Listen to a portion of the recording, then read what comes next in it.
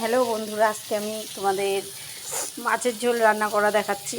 অত কিছু তো কেটে বেছে মাছ ভেজে এইসব সব মিলিয়ে তো দেখানো যায় না, অনেক কম সময়ের মধ্যে রান্না করে দেখাচ্ছি। মাছটা ভাজা আছে, এই যে কমপ্লেট মাছ ভাজলাম, ভেজে আদা জিরে কাঁচা লঙ্কা টমেটো বাটা দিয়ে মাছের ঝোলটা করব, পাতলা ঝোল।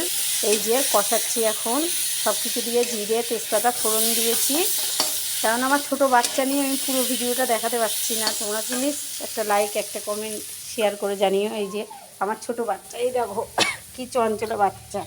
এখন সবাই জানি দীঘায় ঘুরতে যাচ্ছ, দীঘায় গিয়ে মাছ টাছ ওখানে দীঘার পাড়ে বসে সবাই মাছ ভাজা খেতে ইচ্ছা করবে। এইটু মাছ 200 টাকা 300 টাকা, কাঁকড়া 3টে 300-400 টাকা, অনেক টাকা নিয়ে নেয়। আচ্ছা, আমার রান্নাটা সবাইকে আমি দেখালাম, সবাই একটু লাইক